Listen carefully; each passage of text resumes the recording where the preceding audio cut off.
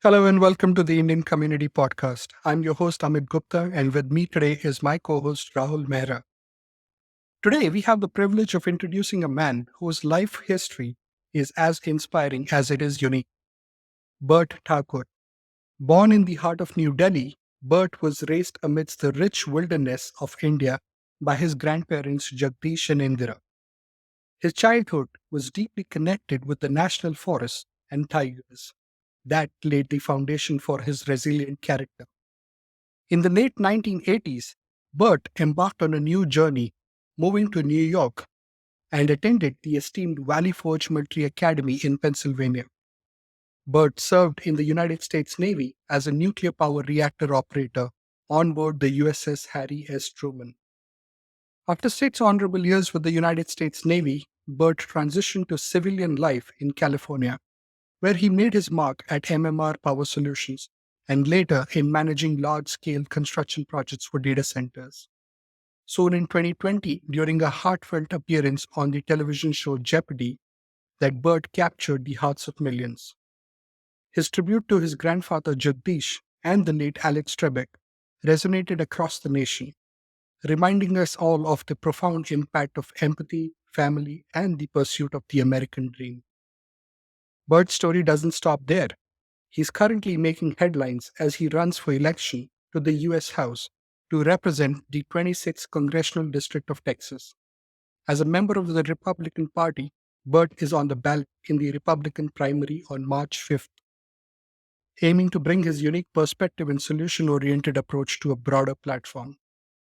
Join us as we delve into the multifaceted life of Burt Thakur, from his time as a young immigrant from India to the US Navy and now his venture into the political arena, all while inspiring and reminding us of the profound impact one individual can make. Welcome to the show, Burt. Thank you so much for having me. And nice to virtually meet everybody on here. One of these days we'll meet in person too. But let's start from the beginning.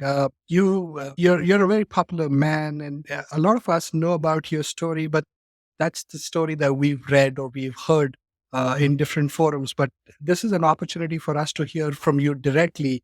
What is the most cherished memories that you have about growing up in India and the time that you spent with your grandparents, Indra and Jagdish? So that's a beautiful question. I mean, where do I begin? Do I talk about the lychee trees that grew in the backyard, or the jackfruits which would sway in the wind, or the imli tree that we'd climb in recess during school to snack on, or the sugarcane peddler that we would go and stop and get a sugarcane juice with a couple of rupees here and there, or riding in the bush with my papa as we'd go from game reserve to game reserve with the other wardens and seeing leopards in the wild, or having baby elephants in the compound in Ranchi, or driving the ambassador car, sitting in the back seat, bored, looking out the window as we'd go to Delhi and stopping at that one restaurant. My grandfather would get a special occasion of butter chicken. How do I begin? Or thinking about the temples of Varanasi, or going with my grandmother to Saroni, the village in Madhubani, where we're from, where my great-grandmother would feed me laddu after the monsoons, drinking chai, seeing the Milky Way over the Gaon when the power would fail and we'd have nothing except stories of Abhimanyu and Bhim and the Ramayana and the Mahabharata as I would go to sleep, hearing the sambar and the garb moo in the middle of the night and all the jungle sounds.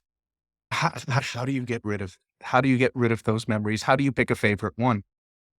It is difficult indeed. I mean, not just one. I think everything the smell of the chalk, of the paint, of the rung that was thrown at Holi, that's a very unique smell. Very distinct. Yes. That, how do you get rid of that? Or remember those cheap plastic roses that you would get at the weddings that would smell so nice? Those, how do you get rid of the sounds, the noise, the bustle, the rickshaw, the ding ding, the chai wallahs running in the street, the dust, the dhoop, at 3 o'clock in the afternoon as you're Great. taking cold thumbs up, looking at a poster of Amitabh Bachchan. All that has a charm of its own. Yeah, I understand.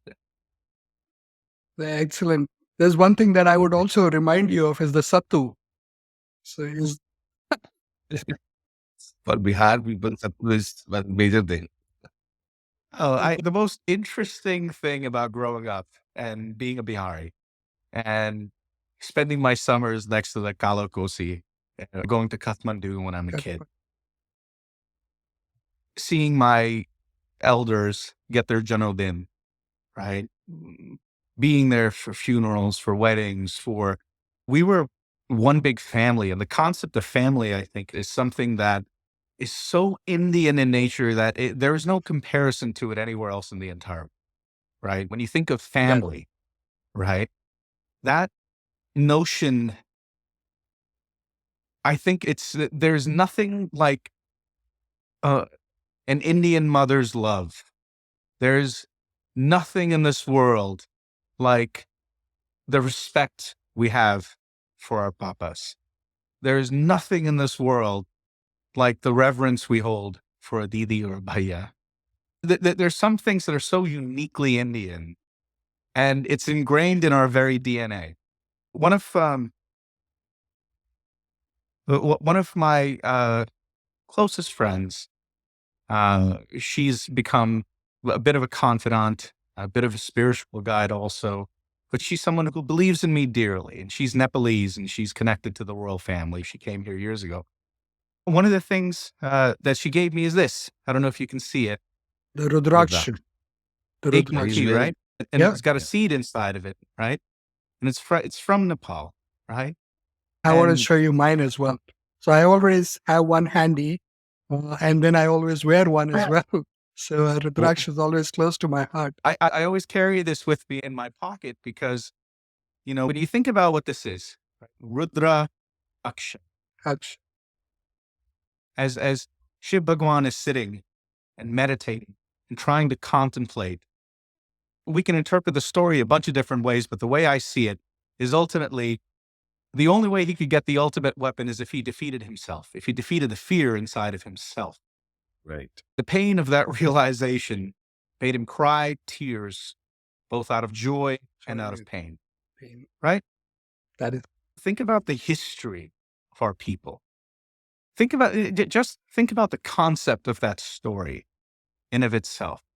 You look at our civilization, which goes back arguably tens of thousands of years, if thousands not of long, years. Correct. right?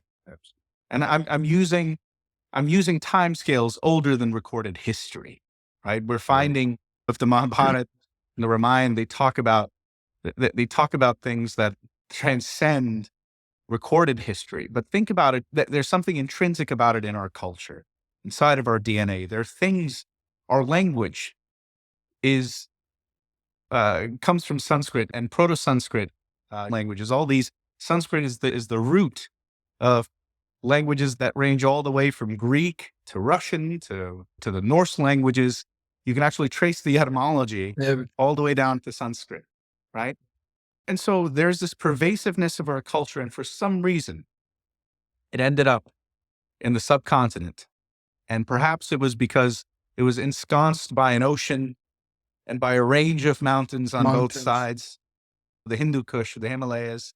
Maybe it's because of that isolationist aspect that it allowed India to retain its Indianness, if you will. I mean, there was something so special about it. Even Alexander the Great stopped conquering the world when he got there. Right? So when you ask, when I was a child, what memories do I have? They come in flickers, but the feelings are so deep. And every time I think about it, I smile, and I can't pick a single thing. How do I separate a sound from a smell, from a feeling, from a taste, from a touch? It's who I am. And I love it. I love this answer. I was expecting one or two, but you were in fact taken me down memory lane with so many different things All to of us think of. actually. Yeah, so it is beautiful.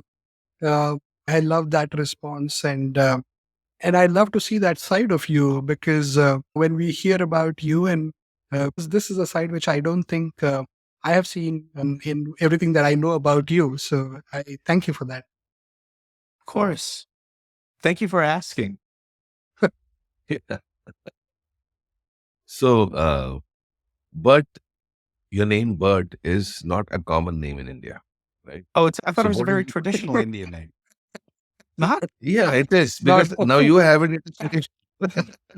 You are the yes. carrier of tradition of Indian tradition to the world now. So, but what is the So story behind it? well, मेरा नाम सिद्धार्थ है. Okay. Okay. It's Oh, Siddharth. Siddharth. That's what it is on the birth certificate. And I was, there were some complications with me being born. So when I was born, my grandfather exclaimed, I had a nickname, and my nickname was Sonu, right? Okay. So Sonu was, wait, don't tell me, come on. Okay. Nickname was Sonu, Sonu Beta, Sonu Beta, Sonu Beta. Everybody in the family knows me as Sonu. Siddharth, because my grandfather named me after Buddha, right? Mhm. And when we moved here, we moved to Long Island, we moved to Mineola, and my mother didn't want me to get made fun of. At that time, there weren't a lot of Indian people in my paper, let alone in the school. I think there was one other kid, and if I remember, he was Abraham. Okay, he was from Kerala. I think his name was John Abraham. If I could be mistaken, but it's been years ago. There's a movie But other star than by that, the name John there Abraham. is the last movie I saw John Abraham's in. He lifted a motorcycle and threw it. way. Anyway, my mother changed it because, like a lot of other people in the diaspora, I think you want your kids to have a best opportunity that you possibly can. And she was always a fan of Albert Einstein. She thought if she'd named me Albert when we moved here, that I would grow up to be smart. Okay, so that's the reason behind it. But when I was in the Navy, my name was always Thakur. It was the last name, right? Thakur, Right. whatever. I never really associated myself with that. Everybody had called me Thakur my whole life. And when the time came for Jeopardy, my favorite SNL episode of all time, in McDonald's playing Burt Reynolds on Celebrity Jeopardy. It's a very funny skit. So I did it as a joke. I just said, okay, my name's Burt, not thinking anybody would be any wiser. Next thing you know, I get on Jeopardy, they accept it as Burt, and I'm thinking, okay, so this is Okay. what it is. So now it's Burt. And I picked Burt because I always thought Burt Reynolds was one of the coolest guys ever. He was one of the coolest movie stars. I would have picked Amitabh, but it would have been, I can't compare myself to the greatest. That's a really interesting story. But So in a sense, I was thinking about this the other day. My name sort of is representative in a lot of ways of the identity of the Indian diaspora that moved here to the United States. You came here with an identity. Then you had to integrate into a society. At some point, society decided what you were going to be. And somewhere along the line, you had to come out and create an identity for yourself and carve your own niche into this world. And in a lot of ways, my name changing until it became a name that I became comfortable with, company. until it was a name that I liked, until it was a name that represented my brand, if you will, is representative of so many people who come here. And like a lot of people who came in the 80s and the 90s, you had one foot in India, you had one foot in the United States, and there was an enormous amount of confusion, if you will, especially amongst the younger people. Am I Indian? Am I American? Where do I stand in this menagerie of the United States? Because where we come from, think about it. If you know somebody's last name, you virtually know everything about them, right? If you know the Correct. first and last name, right? If they're Muslim, if they're from what part of India they're generally from, if they're South Indian, they're North Indian. You usually can even tell what caste they're in. You can sometimes even decide, okay, they speak this language, they speak that language. Correct. Immediately, it's kind of like a military uniform. I always joke about this. Like by looking at a uniform, I instantly know how many years somebody has been in, what their rank is, how much they get paid, what they do, where they're located, if you will, what kind of equipment they work on, and if they've been a good or a bad person. And I can instantly tell by looking at a uniform, right? Well, in the same way, in India, you could tell a lot about somebody just by their name, right? Right. You come here to the United States, you don't know anything. In fact, I remember asking Papa, we were on a 747 that was coming in, and I remember I saw white people for the first time. Before then, I'd only seen them on a black and white television. And I remember I saw white people, I saw black people. I'd never seen people who looked different from me. So I said, how do I tell who is an American? Because I wanted to make friends. So how do I tell who the American is? My grandfather had said, I'll never forget what he said. He said, the Japanese are hardworking, the Germans are punctual, but an American, you can trust them with a handshake. Think about that. That was the ethos of what this country was the way at the end of the 1980s. That was the level of respect in the world that the United States had, right? Good luck going anywhere in the world today and finding that ethos, right? Mhm. So somewhere along the way, I realized, and this leads into me joining the military. I realized I love the United States, really enjoy this country, and I wanted to serve in the military. Part of this was I became very patriotic about the United States. I learned about the history of the United States. I learned about the fact that this is the only place on earth where you could be anyone and you could rise up to be anything. I mean, think about the notion of the United States. If a homeless person went up to Bill Gates and Bill Gates says, lick my shoe, right? That homeless person could swear at him 6 ways to Sunday, and the homeless person would be edified as being the hero in that story. Anywhere else in the world, that homeless person would get beaten within an inch of his life, thrown in jail, right? And I thought that was pretty cool. When I learned about the Constitution of the United States, when I learned about the Declaration of Independence, when I learned about the turbulent history, the internecine war that took place in the United States over slavery from 1861 to 1865, where hundreds of thousands of people died in order to free Black people. When I learned about civil rights, when I learned about the mindset of can-do attitude that this country produced, and then when I learned, wow, I can be part of this creative thought process that America is, I fell in love with this place. So I joined the Navy. I enlisted a month after my 17th birthday in 2000. I think part of it, in addition to the patriotism, was there was a spirit of adventure. It was going to be cool. I was going to sail the oceans and be a sailor. And there was a chance I would be a nuclear reactor operator. And I would be serving on ships with F-14 Tomcats. And I'd be part of a military force. I always thought that was cool. And my mother and father were very apprehensive. Somehow I convinced them to sign away, because if you're under 18, you have to get parents' permission. So I joined a month after my 17th birthday. I graduated when I was 16. I enlisted in the Navy. I did fairly well on the exams. So I got picked up to be in the nuclear power program. And what I basically did was I gave up my Indian citizenship and I became an American citizen. Mhm. And I got my security clearance, and I became a Navy nuke. And then I was deployed in Operation Iraqi Freedom. And during that time, the day I became an American wasn't when I got my citizenship. It wasn't when I got the passport and all that. The day I became an American in my eyes was when one morning the ship was, when you're operating a nuclear reactor, you get to see all the crazy bells. And what I mean by that is the ship is going really fast and it's going slow. And we're like, what the heck is going on? Aircraft carriers like to maintain a certain speed because planes are taking off and landing, right? You don't generally slow down, speed up unless there's something strange going on. Mhm. So next thing, they rack me out. I'm sleeping in my bed. So they go to my rack and they're like, Thakur, get in the office. So I go in the office and I'm thinking, okay, what did I mess up? Was this the only reason somebody would yell at you to get in the office is what did I do? Okay.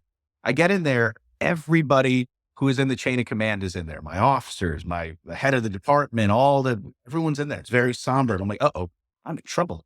Well, turned out a ship had been chasing us throughout the entire night. Mm. And the story goes, supposedly it's packed full of explosives. So on the aircraft carrier, I'm the only one who speaks Hindi. So they need me to go translate. Now think about that. Think about how different America is today than it was back then, where on a ship of 5,500 people. First of all, the only nuclear reactor operator who's Indian is me. Me. But yet, on a crew of 5,500 people, I'm the only one they could think of that speaks Hindi, that the intelligence officer knows that speaks Hindi, or Urdu, right? So, I go up on the bridge, and the bridge of a United States Navy aircraft carrier during a mission is an awesome sight. And it's one of the few times in my life that I've directly seen what power is. Let me explain. When the captain whispers something, a bunch of other people whispers, and then this 1,100-foot ship turns. Oh my God. It's silent except for one whisper. This, And it's one of the few instances where I actually saw physically what power was. So the CO is there with the admiral and all these other people. Like, Mr. Thakur, do you speak Hindi? We're about to blow the ship out of the water. I immediately go, I don't think I speak Hindi that well, sir. But anyway, we get up on the microphone. I start talking to these three fishermen they ended up being. And they said they were sick and they'd been chasing us because one of their shipmates was very sick. oh, So next thing you know, the CO goes, you ever been on a helo? I say, no, sir. You ever wanted to be on one? Absolutely. Air boss, make it so. okay. So they take me down. They kit me with gear. Next thing I'm on a helicopter. We take off from the aircraft carrier. We fly to the destroyer, the Monterey. We land on the Monterey. It's 8-foot seas. I go into the wardroom. The wardroom opens up. Next thing you know, this team comes dressed head to toe in black with full beards. CIA operative guys sitting there with a fishing vest and sunglasses. Next thing you know, they start taking off all my name tapes, anything that says U.S. Navy. Then it hits me. Oh my God, I'm going to be going with these people on the ship. On the ship. Are you kidding me? Okay. And the reason they take anything off is because, hey, we're not supposed to be there. So if Right. something were to happen to me, I wasn't there. If something Correct. was to happen to me with the ship, I wasn't there. So there's credible intel that this dhow, this fishing boat is full of explosives. Climb down the cargo net. Looks easy in the movies. It's not very easy. It's very scary, especially. And I'll tell you that I learned very quickly that day that Navy SEALs had something I didn't have. It's called courage because they move. We get on the rib boat. Next thing you know, we're making our way onto the shipping boat. And the trick is that you have to jump on the boat. You got to time it with the swells. But they told us, look, there's a high probability that the ship will explode when you get near. I'll never forget the thought I had. As we got near, I remember I craned my head forward because I said, okay, if the ship blows up, at least it'll go through my head quickly, right? And I won't feel anything, right? So I remember I craned my head. I took a deep breath. Nothing happened.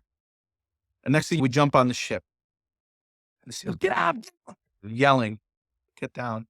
And what I noticed immediately were 3 people who looked like me, who looked like you, who are in a state of penury that I can't begin to describe. I'll never forget that smell, the smell of somebody dying. And they've been chasing us for the most human of things. They've been chasing us because their friend couldn't lift their head up off the deck, and they didn't want their friend to die.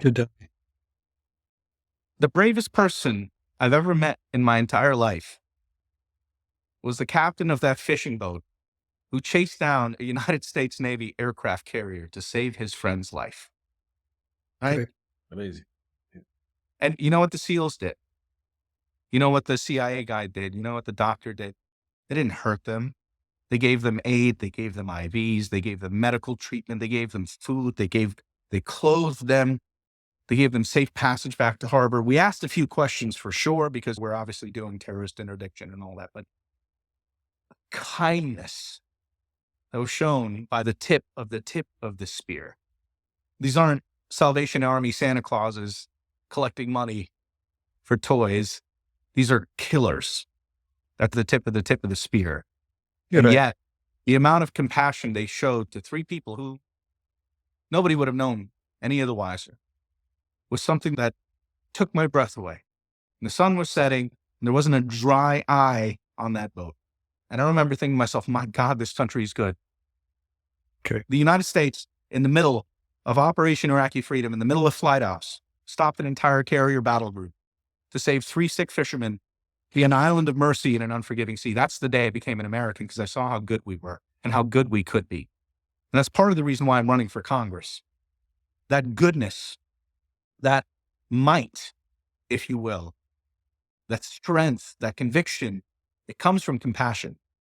The only way you can be truly the most dangerous army in the world is if you have the largest heart and can show the most restraint and compassion. People will follow you to the end of the earth for. I don't know what we were talking about before, but I think it bears a very important lesson in life. That at the end of the day, we lead an existence where we have a finite amount of time in this world. We're born, we live a life, we have a history inside of our world where we think, and rightfully so, that the world around us is the most important thing, and then our time is gone. And somewhere along the way, there's a realization that we are aware of everyone else's mortality except our own. Everyone will. So when I pass, I can't take any of this with me. All I can do is leave this place a little bit better than I found it. All I can do is try to be like that pilot, like that captain of that boat who faced death in the face to make sure his friend didn't die. That's a pretty cool guy. And if anything, the United States, to act in kind with mercy, that's something that is beyond worth protecting, that is worth preserving, enhancing, and making sure that it becomes the best version of itself. That's an incredible story. It's incredible. But I think you touched upon how Siddharth became Burt, and also the Khatro Ka Khiladi aspect, right? I mean, somebody joining the Navy, and not just the Navy, right? So, yes, somebody joined the Navy, great, but you're going on to work on a nuclear power reactor. That's a completely different league altogether, right? And then you find yourself in a situation where I would say you acted like your original name, like Siddharth, like just like what Buddha would do. And then not just you, but you were also able to get everybody to understand the penury. That's the word that you used, that was there, which kind of brought up the human side of this beautiful country that we live in. So again, I would say there were so many layers in that story. It is difficult for me to process all of that right now. I'm going to go back and play back and listen to it once again, because there was suspense. There was a lot of different emotions that I can tell you that I was also going through when I was listening to those words. So thank you again for sharing that. And I think there's one other aspect of you, which is, when 14 million people saw you and in that final episode with Alex Trebek on Jeopardy, right? I think the number must be higher. 14 million is what is being published, but I'm sure that number is much higher because since then, even a lot of people have seen that episode. And I just wanted to understand, how was your interaction with Alex Trebek? How did that change your perspective on both life and success? Because I think everybody in America knew you after that episode. So how did you feel about it, and how did that change you? I had an experience that is very unique.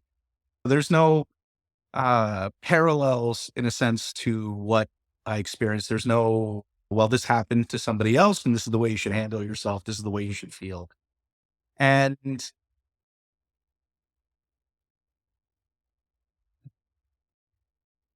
what made that moment special to me was my grandfather. So Papa was my favorite person who ever lived. My wife is a very close second, but Papa was my heart.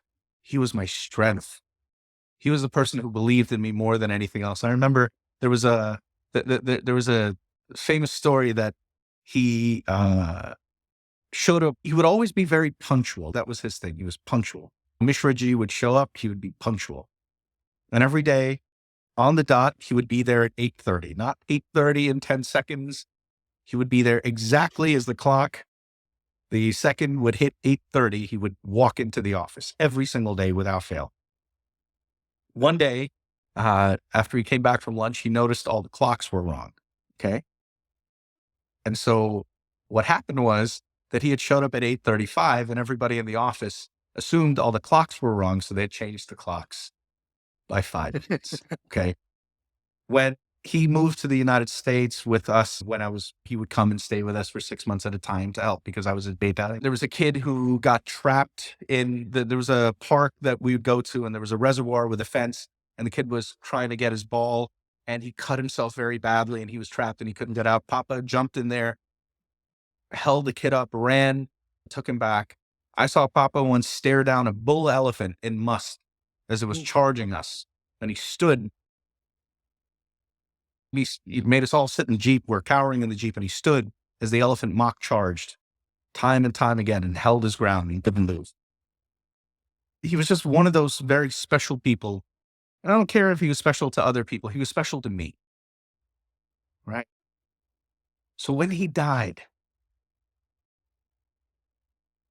it ripped out a piece of me that I can't begin to tell you.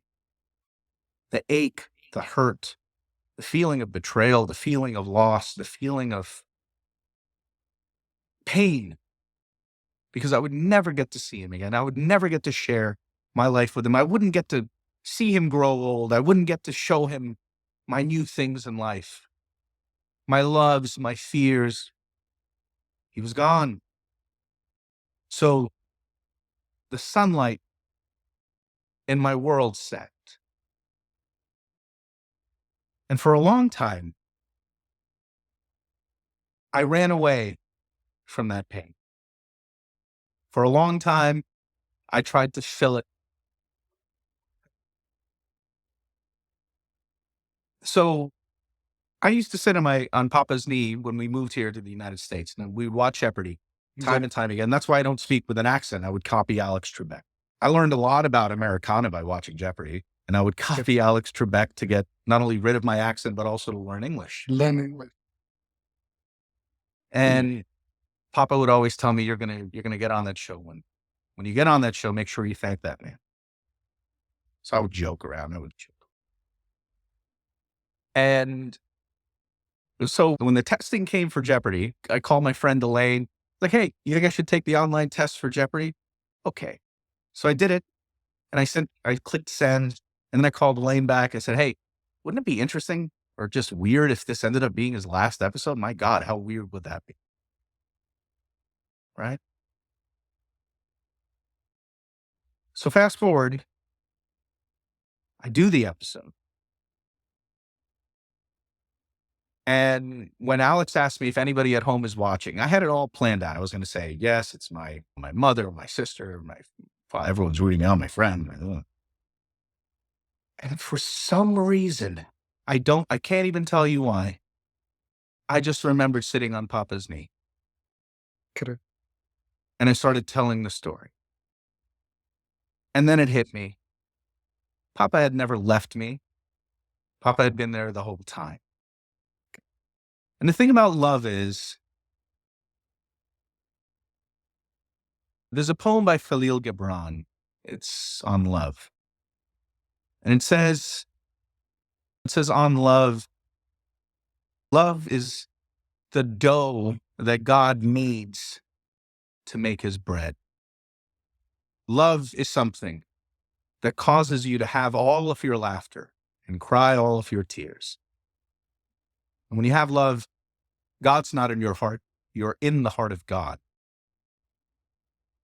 So for me, that moment was a confluence of fate, of God, of love. But more importantly for me, it showed me that people like seasons come and go. But the impact, the love, that's what remains. Correct. And what it taught me was that we spend a lifetime building up walls all around us to protect our light. if you will, brick by brick. But the reality is, it takes nothing to go over and light somebody else's wick. It does nothing. Your light doesn't extinguish. In fact, it propagates out into the universe. A strong gust of wind may come and blow your light out, whatever. And if you're lucky, somebody might reach over and try to light up that wick again. But even if it doesn't, your light has emanated into the universe. That radiance has spread. And once it's there, it never goes away. Correct. I connected with a lot of people during that time. And a lot of people wrote tales of love, forgiveness. It came right after arguably the most contentious election, not just in the United States, arguably in the entire world. The 2020 election, Joe Biden, Okay. Donald Trump. I mean, everyone is still feeling its reverberations across the entire world. And that story catapulted to #1 on Twitter. And it was the #1 search term on Google News in the United States following the week of that election. And the messages I got were, I forgive my neighbor for voting Democrat. I forgive my brother for voting for Trump. I love my family. And I think what that experience taught me is, as opposed to worrying about what life is supposed to be, as opposed to worrying what we should be doing in life, I was reminded of the fact, because I had to deal with 2 people's deaths suddenly. One that was very close to me, and one who had come into my living room every night for the better part of 20, 30 years, that I had imagined this person to be. And guess what? This person was that. Very much so. Alex Trebek was very much the person I imagined him to be. And I was confronted with death every single day for a period of days, because people asked me to relive that moment and relive the Correct. issues that came about. What I realized is that we spend 60% of our life living somebody else's dreams. 60% of our life. All we have is this one life. And so why not start to live our own dreams? Why not start to realize that we have as much of a right to this life? And to quote William Ernst Hensley, we are the captains of our own ship. We are the masters of our own fate, right? Why not get busy living? Why not realize that we are a combination of so many people who fought and died, or were killed, or lived, they loved, they feasted, they cheated, they stole. Their millennia and millennia of people of our ancestors did that not only to themselves, but to each other. We're a combination of so much of that. And we have this chance right now to make sure their sacrifices and their gifts and their lights and their darkness was not in vain. So why not live? So that's what I learned from that experience.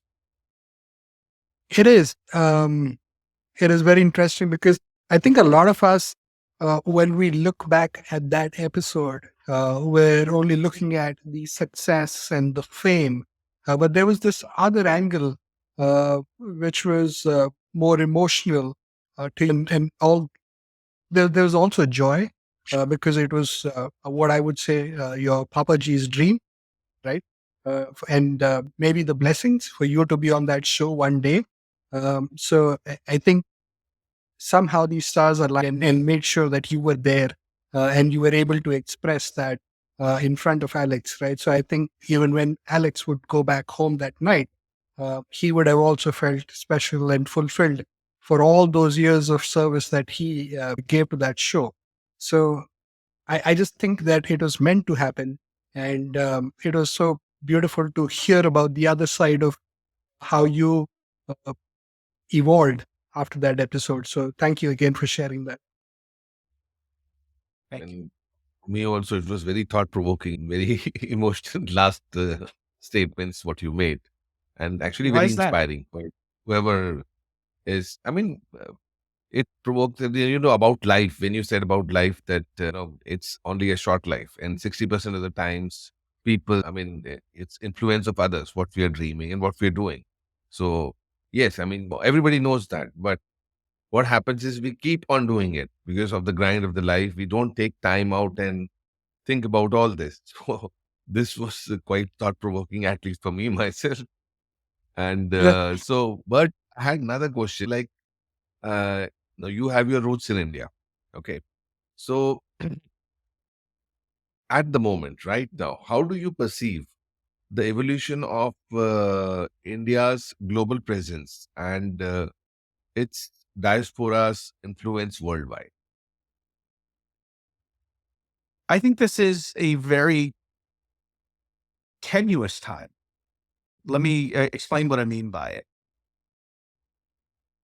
Since Modi took over, I remember, I don't know, 2013, 2014, I think there was a push, if you will, for a 4% per annum growth rate was Modi's Right. dream. At that time, everybody laughed. Everybody said, oh, 4% is insane. How are you going to do it? India barely has a GDP that allows it to, we're talking first world statistics. India is second world, et cetera, right? Okay, you have these big plans. How are you even going to fix the energy grid of India? How are you going to deal with population growth? How are you going to deal with feeding the masses? And Modi, I think, took some very controversial steps. Okay. So first and foremost, getting rid of the underground currency, if you will, right? The 500 rupee notes, right? For good and for bad, doesn't matter. But like, regardless of how you do it, there were major social upheavals, if you will. Oh yes, Then you talk I was about, not happy. I was not happy at that that's right. time. A That's right. lot of people. Like I said, that for good or for bad, there were Yep. major upheavals with that, right? Yep. Then you're coming down to naming the names of the cities, to their Mhm. pre-European colonization names, we Hindu bent, right? Mhm. Correct. Then you're going to this concept that, okay, now we're going to have a space program out of the blue, right? And I'm not saying India didn't have an advanced space program, but it was more so like, can't even compare it to the Japanese space program, but it was something where India was always piggybacking off the infrastructure of other nations. Okay. Right. Whether it Right. was Soyuz, the Russian infrastructure or what have you, India had some, but not nowhere near the Right. astonishing ability to land a rover on the south pole of the moon. Okay. That is next level. Okay. Right. Then you're talking about physics, then you're talking about the education system, then you're talking about research, then you're talking about banking, then you're talking about how do you become a major player in BRICS. That all of these things are not exactly small metrics. These take decades. If you take a look at what China did, it took China almost, well, let's see, 1972, it took them almost 50 years. Mhm. And Goodness. the reason I'm using that number is because in 1972, China through Deng Xiaoping and Bushes and all that, and opened up this world view. Even if you were to take a look at China, let's say post 1990, post Clinton, where China and the USA GDP started to trend, it still took over 20 years for China to become this absolute juggernaut. I would argue that India was in the state that China was in the mid 90s at the beginning of 2010. Okay. Right. If you, and the reason why I go with that metric is you have a couple large conglomerates. You have Ambani, you have Tata, you have a few telecom companies here and there, but overall, it's not exactly a global player. All of a sudden, Right. Modi comes and the only way a nation can start harnessing its true potential is by realizing that the most valuable asset it has is human capital, period. Right. I would argue that is the reason why the United States had such a boom post World War II, because it invested so heavily inside of the growth and created a sense of nationalistic pride, the likes of which had never been seen. I would argue that is the same thing that happened with the CCP. I'd argue the same thing happened in post Weimar Germany. In India's world, what India managed to do without going full totalitarian, without having this sense of, um, there's a difference between jingoism and nationalism. That there's a difference between an arrogant pride Right. versus being proud of what you are building. Okay. Yep. The Indian people right now have us in this world, the likes of which has never been seen. Yep. And I think love or hate Modi, he has masterfully navigated the myriad complexities of the world. Let's not forget when Modi invited Xi Jinping and they had the sit down, the beautiful photo op moment where they're sitting down and Xi Jinping is telling this wonderful story. Oh, my ancestors came here. And when that, you remember that? Yes. And then, Right. Gujarat. and then severely undercut India's role and then started attacking the forces in Ladakh and everyone started laughing at Modi. But you take a look at what Modi did this last year with the G20 summit and managed to show up, and every single European power, including the United States and Biden administration, has been notoriously unfriendly to Modi for the last couple of years, but even they decided that Modi is okay. This is a real player. You can't have BRICS now without India. India launched 200 satellites for $80 million. These are not insignificant forces. So when I said, what is tenuous about the growth of India, there's a lot of people in Europe who are not liking what's happening with India. There are a lot of people in China who are not liking what's happening with India. Klaus Schwab, I believe, got up and said that Modi is arguably one of the most dangerous. Modi has to be stopped. I think that there is a wave of populism that needs to be nurtured. Okay. A flame. Have you guys ever started a fire? Like, have you ever gone camping and started a fire on your own? Yes. Yep. Okay. So after you get that little tiny ember, right? Mhm. You have to nestle that ember, right? You can't Yes, just blow on it big vigorously, it'll go away. You have to put it in kindling. You have to make sure that you create a home, and then you have to blow on that Lord. kindling so the fire erupts. Correct. Right. If you mess that up, you lose the fire. Yes. Right yes. now, India is in the stage where it is in that kindling. And the people of Right. India, citizens of India, must protect India to make Yes, sure absolutely. that flame starts to rise. And I think it is incumbent upon the West, it is incumbent upon people like me when we do get into office to ensure there's an absolute ironclad partnership between the United States and India. The only thing stopping the One Belt, One Road initiative of the CCP is going to be this union, because make no mistake about it, the CCP is building a new Silk Road. India stands in the way. Israel stands in the way. There's certain African countries that stand in the way. Europe has fallen, let's just face it. And the United States needs to create that partnership. And this trapezoidal defense that we're seeing in the South Pacific and in the Indian Ocean, it can only work so far. But if the Chinese are building bases like a string of pearls, you saw what happened at the Andaman Islands. You're seeing what's happening in the Maldives. You're seeing what's happening over in Pakistan. You're seeing what's happening in the Gulf states. Qatar, for example, Qatar just said it was going to execute the 8 Indians. Do you guys know about this? Right? Yes. Yep. I mean, think about it. The population of Qatar is 25% Indian. 1 out of every 4 people in Qatar are Indian, Yeah. right? I would argue that one of the largest trade partners for Qatar is India, whether it's in the capital or just in tax expenditures alone. And Right. yet, because of India's support of Israel, there's this reticence. And they're not even saying that these guys were spies or anything, but to publicly come out and say it. It's one thing to do it in secret. But to me, notice things whenever people are unafraid of publicly declaring something, that's when trouble happens. So when you asked, what is my opinion about India and this emerging world? I think there is an enormous potential for arguably freedom, a hybrid of Eastern and Western civilization to inform this global identity, if you will, through a partnership between India and the United States. India now is the 4th largest economy in the entire world. And I bet that a partnership between the United States and India and Israel would create an alternative to BRICS. And that currency restructuring and buttressing will basically act as shock absorbers to anything in the market. And if you could create a platform where manufacturing, engineering, and trade starts appearing between these 3 nations, it could replace the dominance of the Chinese manufacturing and marketplace in the entire world.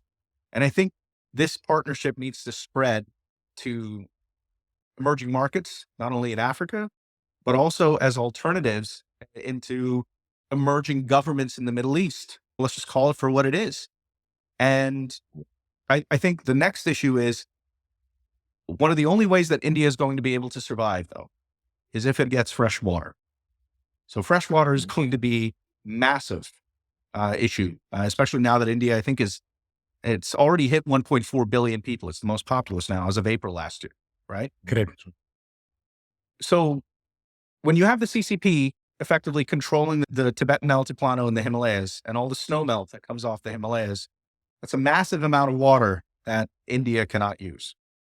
So we either have to figure out ways to renegotiate or put pressure on them to either share the water or figure something out to invest heavily in desalination plants, offshore desalination plants, so you can provide water to the farmers. I think that one of the key takeaways that I'm trying to think about in terms of a parallel, love or hate Modi, he's done a lot for India. Okay. I don't think there's any disagreement on that. But who's going to replace him? That's where No one at the moment. that's right. And so is it going to be Gandhi? Right? Because that prospect in of itself carries a whole lot of worry for a lot of people. It carries some hope for a lot of other people. But at the end of the day, what I care about is ideology aside, I'm very deliverables based. Ideology aside, let's take a look at the amount of progress that's been done. Okay. And so if we're going to be taking 3 steps backwards to consistently live in the past and right the wrongs of X, Y, and Z, well, okay, then we've learned nothing from being colonized by Europeans. I mean, on that mindset. Okay. And so this notion of victimhood, this notion of that we can't do this and we need to be subservient and this and that. This is a mindset. I say here in the United States, this is the mindset that the current iteration of the Democratic Party uses, where it wants to engender people to be victims. If you're looking at everything through the lens of diversity, equity, and inclusion, as opposed to a true merit-based system, right?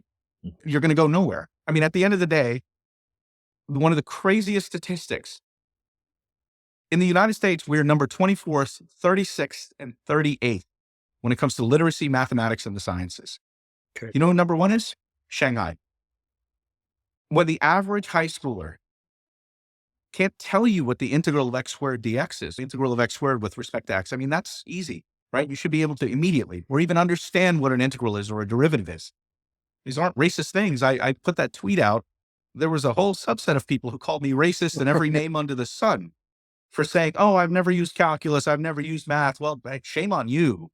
Okay. I'm sorry that you at least go understand to see how beautiful the concept of an integral is, how beautiful the concept of a derivative is. Do it just out of curiosity.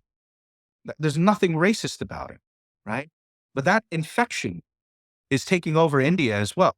If you look at the major newspapers in India, every single virtually major newspaper or the recent Supreme Court rulings are framed with the lens of, well, you can call it racism, you can call it casteism, but this almost in a colonialistic sense of righting the wrong as opposed to figuring out that they're more concerned with the morality of the issue than debating the efficacy of the solution.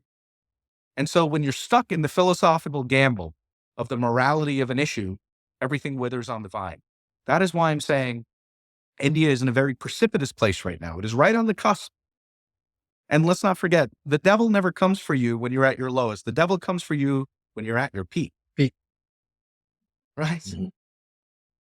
That's an excellent answer, Burt. And you also mentioned about the literacy that is in America, right? Especially in the STEM. So there's science, technology, math. And I feel a lot of Indian immigrants, especially the children of Indian immigrants, are really excelling in these areas, right? Or in these disciplines, because they're also learning from their parents who've had to study STEM and struggle and finally make their way over here on H-1B visas. So what do you think are the biggest challenges and opportunities for these Indian immigrants here today who are also struggling to become permanent residents or citizens? It it never shocks me whenever I speak in front of a crowd. I was speaking in front of 1,000 people the day before yesterday, and I asked them, "Do you know how long the wait time is for an East Indian who has been here legally on an H-1B visa to get their green Correct. card?" And somebody every now and then, I'll get the most egregious answer, which is 20 years. Every now and then, every once in a while. Usually most people say 2 to 5 years, somewhere in there. The collective gasp when I say between 150 to 200 years, Correct. and the look of anger and disgust on everyone's face is justified. Because the fact of the matter is, right now, it is easier, I would say, for somebody to cross the border illegally Mhm. and get asylum in the United States than to go through the legal channels. That's the fact of the matter. What the Biden administration has done, and there is no sugarcoating this, it is this administration, period. Every administration added to it in some way, shape, or form. But what this administration has done in particular has been one of the biggest human. It has been, this is a human crisis on a scale the likes of which has never been seen. So on January of this past year, Joe Biden signed an agreement with Justin Trudeau and Luis Obrador of Mexico. It was a declaration, but in reality, it's a treaty because it builds upon many other agreements. It's called the Declaration of North America. And what it says in this treaty, if you will, or this declaration, is that migrants who are coming here across the border illegally, they're coming here because they're in search of work. And building upon the Los Angeles Agreement, which was signed 2 years ago in June, and building off of UN Agenda 2030, these migrants have been displaced because of climate change, and therefore are asylees who are seeking work. And they deserve to cross the border freely. They deserve housing. They deserve food. They deserve respect. They deserve this.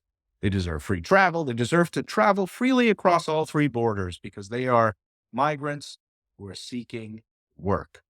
I've made this argument time and time again. Immigration is different from asylum, and immigration is different from invasion. The majority of these people who are coming across the border are military-aged men who are not fleeing war-torn areas. Okay?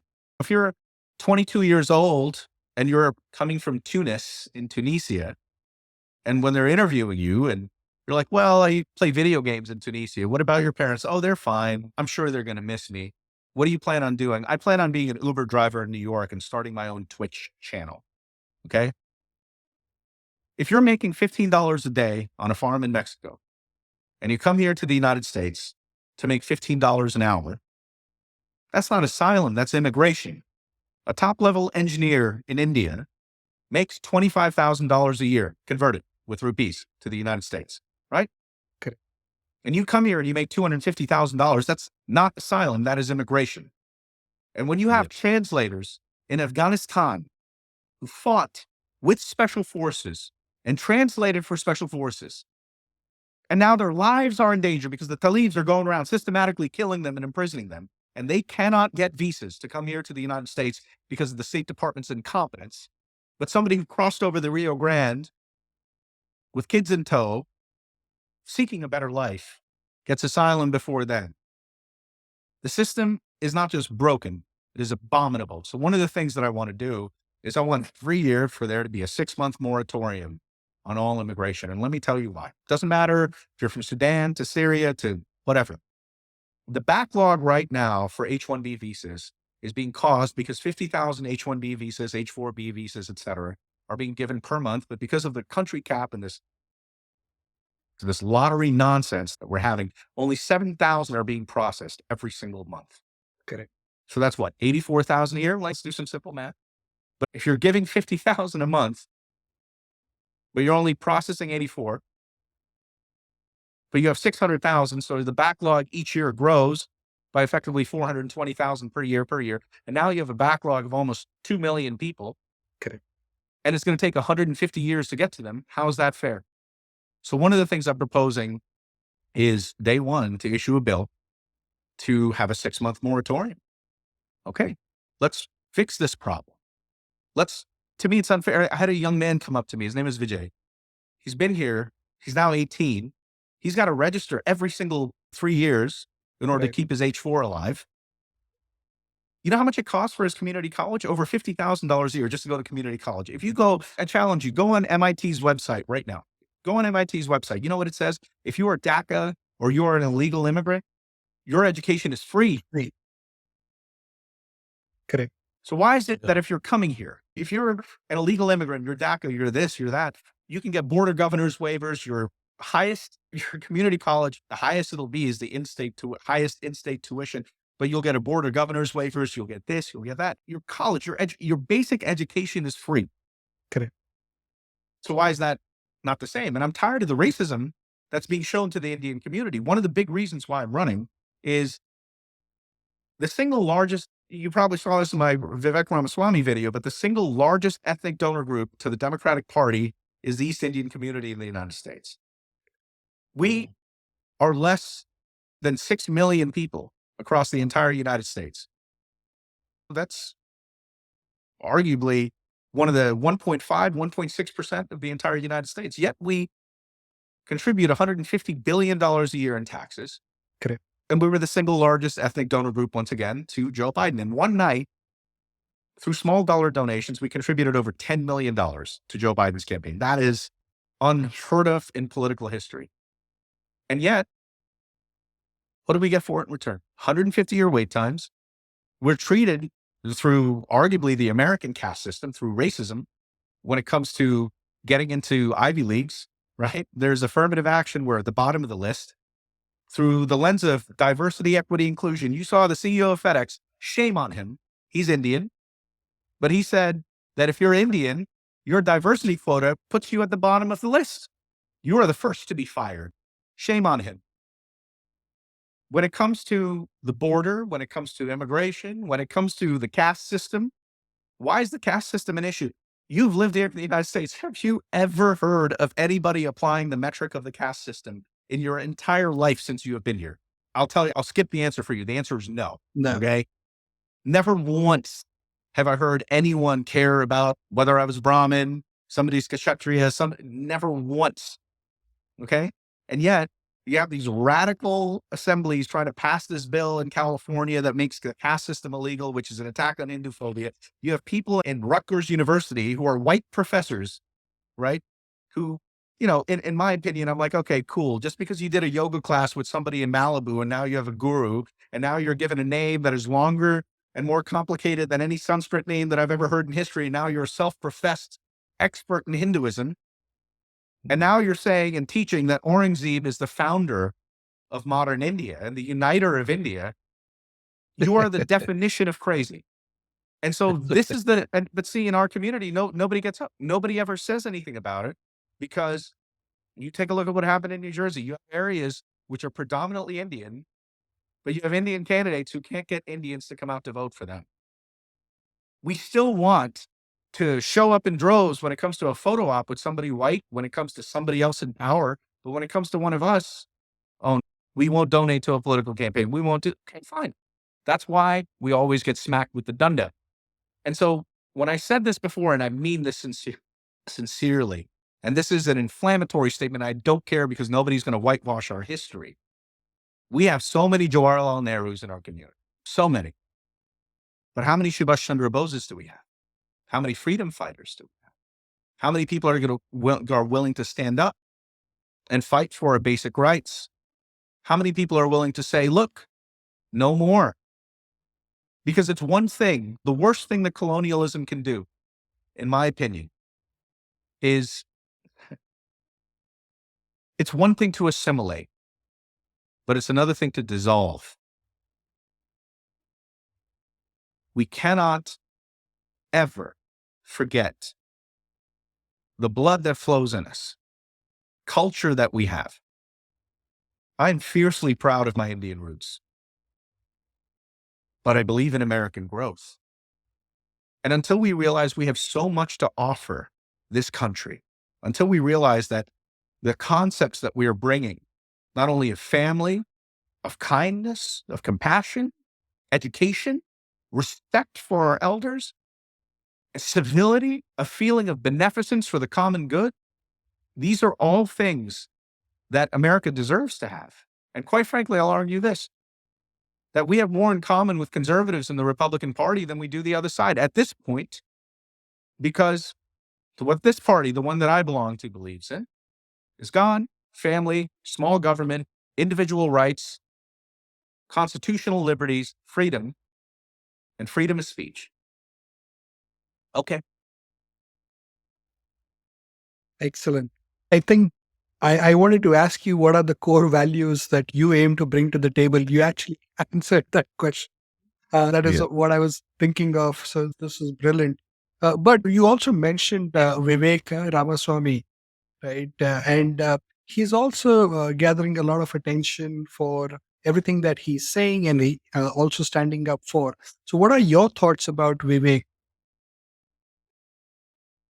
Vivek Ramaswamy managed to do something which no other Indian managed to do in American politics, which is normalize being an Indian. Correct. He is fiercely proud, like I said, of his Indian roots, but he is viciously American and he is undeniably conservative. And what he's proposing is something so fresh because it's all about deliverables, right? There's no time for games. There's no time for wokeism. And let me define what wokeism is. To me, wokeism is a belief that everything is caused due to systemic issues, systemic racism, the strain of racism and color theory and critical race theory applies, and it's injected itself into the very rubric of everything. So therefore, we need to reject tradition. It's a fancy way. It's Marxism with a lot of extra steps, which basically says that we should not work. We should not be based off of merit. Other people should do the work for us. How are we going to get other people to do the work? Well, we don't know, but we'll figure it out as we get there. By the way, let's destroy the United States. That's ultimately the end goal of wokeism. Okay. Vivek rejects that. Also, another thing that I think that Vivek should be very commended for is, unlike the other yahoos running in the race, he never made fun of Trump.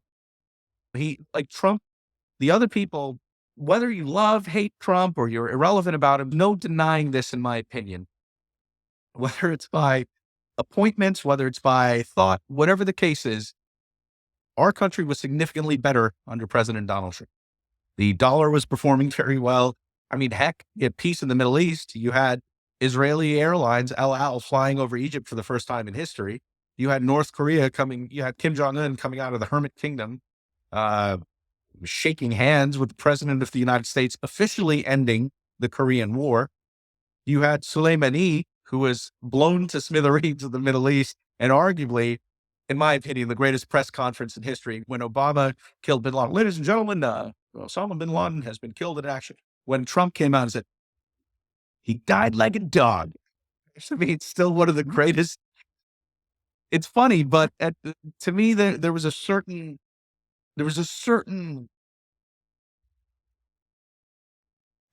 force that was starting again in revitalizing America. This notion, okay, we can be great. We had a couple of hiccups. Let's get the engine rolling. Let's start moving. Vivek, to me, represents that movement with refinement. He is articulate. He's young. He's got a beautiful family, and he's not saying anything that's false. He's keenly aware of the dangers that China is bringing into the country. He's keenly aware of our energy crisis needs. And also, to me, what he's done as an Indian is, I've been saying this for a while, we can have one side of the political party all day, but unless we have representatives on both sides, nobody's going to take us seriously. Conservatism, frankly, is, I think, appropriate for our time in the world. We need to have a bit of a reset. We need to go back to family values. We need to go back to a merit-based system. We need to go back to engineering. We need to go back to building and back to creating. And I think we need to have a smaller federal government with oversight. what Vivek is talking about is we have government agencies in the United States that wield an enormous amount of power. And Vivek is one of the few people who's calling them out. And the other thing about Vivek is there's a very famous person named Donna Brazile. She was the Democratic strategist. Okay. She was a very powerful person in the Democratic Party. And she appeared on a very famous show, on the Bill Maher show. And so when she got on that show, she purposely made fun of Vivek's name. Not only did she mispronounce it a whole bunch of Vivek, V. Ramamasamy, what's his last name? So when you asked, why is my name Burt? It brought me back to that moment. Correct. Because she did to a presidential candidate who's arguably one of the most well-known faces, and she definitely knows his. She made fun of him on national television with his name to his grill. That's something every one of us who grew up in the United States in the 90s with a funny sounding name from India had to deal with. Even Vivek had to. And he handled it with grace. But it just goes to show you, he didn't kowtow away from it. That's the kind of opposition. I see one of the brightest political lights, especially in the Republican Party, and hopefully in the future of the United States. I would love nothing more than for Trump to pick him as his vice president. I think that would be if I could have a political dream for the president and the vice president, that would be my ticket. Excellent. And then I want Vivek to be president in 2028. That's what I want. That would definitely be interesting. Thank you so much, Burt. I think we're all looking forward to how the next election shapes up. So it is going to be an interesting journey, definitely even for Vivek, because yes, he's fighting a lot of perceptions, but he's doing it gracefully. So we really appreciate that. Look, let me explain something. Vivek came from nowhere, came from left field. I remember when I first started campaigning at the beginning of last year, somebody sent me his video, but no one had heard about it, right? Correct. And they were like, you know what? You remind me of him. Have you looked into getting in touch with him, et cetera, et cetera? The reason why he's resonated with people is probably the reason why I'm resonating with some of the constituents in my large number of the constituents is because John F. Kennedy had a really good line. He said, mothers want their favorite sons to grow up to be politicians. They just don't want them to grow up and become. There's something refreshing about someone who's not a politician. I'm not a politician. I'm a troubleshooter. I work in engineering. I work in construction. I have a life. Part of the reason why I'm doing this is because I see a tremendous need for somebody like me in government who has compassion, who has ideas, and wants to move the needle. Because I see a very big problem right now, at least in the United States. And maybe you guys are sensing this in other parts of the world, but I see a deficit of inertia. Maybe COVID caused, maybe being isolated from other people caused it, maybe the hustle and bustle of us emerging back into contact with other people after years of isolation. But there is a definite deficit in self-starting, in hope, in reverse engineering the future, if you will. So I think what Vivek represents on a national level, the difference I would say ultimately between a federal candidate for a person running for Congress or a person running for governor or for the president is the ability to have hope for something bigger. Maybe I sound a little different because for me, philosophy and religion and spirituality and God and family and life has played so much of a part of this, but fundamentally it's refreshing to see somebody who's running for the president of the United States, to quote Rudyard Kipling, being able to walk with kings nor lose the common touch. And I'm so excited to see what he's going to do, man. Like, yeah, when he comes out to Dallas, I'm definitely going to try to meet him, and hopefully we get to shake hands and laugh a little bit. That will definitely be fun. Thank you. Yep. And let's move on to some lighter topics. We have a few rapid fire questions for you. Okay. And let's go for that round.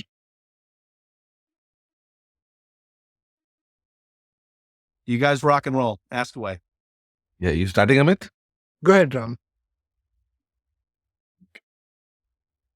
Okay, so Burt, 6 questions in all, nothing much. Okay. So it's, yeah, nothing very serious. Yep. What Bollywood movie can you watch over and over again? Shahenshah. Andheri Raaton mein. Okay. Shahenshah. I did not Shahenshah, you look expect like that a one. Shahenshah. I did not No. expect that one. He comes from that time in India, so I understand Shahenshah. Okay, the second one is a fun fact about you that not many people know about. Fun fact about me. Yeah. Let me see. I love cooking. I play the guitar. I sing karaoke very well. Fun fact about me. You probably don't know. I did a lot of movies. I'll text you the photo with Shah Rukh Khan when I was in My Name is Khan. Okay. So hopefully you guys can Please, spot me. If you we blink, would you'll miss actually it. like to put that on the show. So, Okay. Okay. I'll text yeah, it to you. Okay. yeah. So, if there is only one Indian dish that you have to eat for whole of your life, what would that Okay. It's not an Indian dish. It's a British dish, but be? Okay, it's a British dish. yes, chicken tikka masala, but Oh, buttered chicken, but specifically the butter chicken that I used to get at that hotel. That's a very specific flavor, the chicken mukbang. And also saag paneer. I mean, I like paneer is saag paneer and my grandmother's cooking. Anything my grandmother made, I would eat. wait. What is your go-to activity when you need to unwind? I enjoy lifting weights. So I used to box for years. But now my biggest stress reliever is an exercise called the deadlift. So I deadlift. My record so far is trying to go up, but 405 pounds is my deadlift record so far.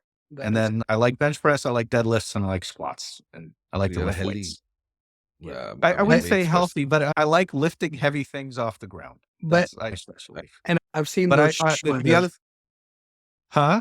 I've seen those shoulders, so I know. Yes, But I also enjoy meditating. So my other thing to do is before I go to sleep, I always meditate. Uh, That's great. so nowadays I like to go inward. nice. So, which book has left a lasting impact on your life and the reason behind it? Many books. Any specific one which you can highlight? And Yes. Oh no. I mean, I'm a voracious reader, but l- okay. So from a religious standpoint, obviously the Gita and the Bible. I think both of those have had a profound impact in my life. Um, I would say another book would be I like uh, there's a book called Shantaram by Gregory David Roberts. Okay, but it's arguably the most beautiful description of India I have ever read, and it was written by a guy from New Zealand. And it had a line in there that said, "The world is run." I could be wrong about the numbers, but it said the world is run by 1 million evil men, 10 million stupid men, and 100 million cowards. And I always thought that was a very accurate line. It's on the first page and it made a very big impact. Another book that made a very big impact on me is The Little Prince by Antoine de Saint-Exupéry. I just love that book. And the Tao Te Ching by Lao Tzu had a line in there which I really like. It said that uh, what is a good man but a bad man's teacher? What is a bad man but a good man's job? And I realized from reading that it's my duty to work on myself every day to be a better man tomorrow than I am today. So a very big impact. I also like a lot of the Far Side books by Gary Larson. They make me laugh. And Asterix and Obelisk. That used to be my guilty pleasure when I was a kid. I'll take the last one. last one, I'll take that. you Ra- take it up. Although I know the answer, but I'm still going to ask you this: who's that one person that you look up to for inspiration and guidance? Papa. But also um, my wife, my mother, I have many teachers around me, my sister. I love my family, but I think, I think one of the most humbling lessons that I've learned in life is there's something to learn from everyone, whether it's the homeless person down the street to the wealthiest person, most successful person you could think of. And I know this sounds kind of trite. At the end of the day, everyone's just having a human experience. And so, there's something to be learned about life from everyone. It's true. Excellent. Yeah, it is. Thank you so much for this, Bert. As we bring our time together to a close, I just wanted to thank you on behalf of my entire team and the listeners of our the Indian Community podcast. It's a sincere and heartfelt thank you for you joining us today. You've reminded us of the power of our dreams and the impact one individual can make to the entire society. So, again, on behalf of the Indian community, thank you. Thank you for your service, the courage that you're demonstrating, and the commitment to make this difference. We're all richer for having heard your story uh, and everybody who has influenced your life. So, we carry forward these lessons and the spirit that you've shared with us. So thank you once again May I on behalf of the Indian community. Go ahead. may I share a poem which has made a very big impact in my life? We would love to hear that. Yes. Please.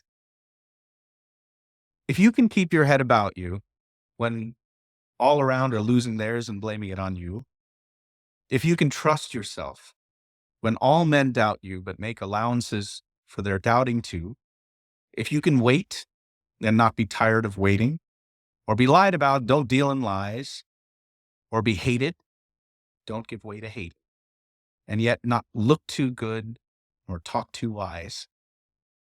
If you can dream, but not make dreams your master, if you can think, but not make thoughts your aim, if you can meet with triumph and disaster and treat those two impostors just the same, if you can bear to hear the truth you've spoken twisted by knaves to make a trap for fools, or watch the things you give your life up for broken and stoop and build them up again with worn out tools, if you can make one heap of all of your winnings and risk it in one turn of pitch and toss and lose, start again at your beginnings, but never breathe a word about your loss. If you can force your heart and nerve and sinew to serve your turn long after they're gone, and so hold on when there's nothing left in you except the will which says to you, hold on.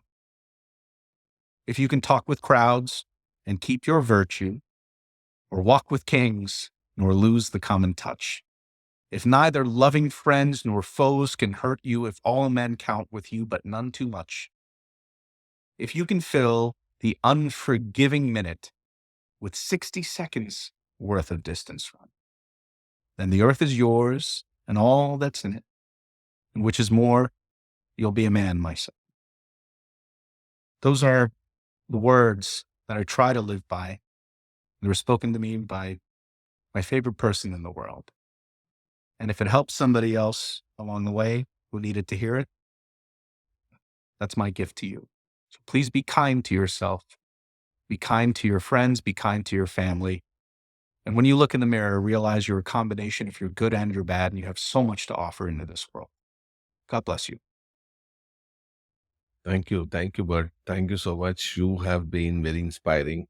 You are a glowing, beaming man and with a multifaceted personality, I must, because you have spoken so very well today. And we actually wish you from the heart that you succeed in all your endeavors, especially for your political endeavor this time. Wish you all the best. Thank you, sir. Thank you. Namaste. Well,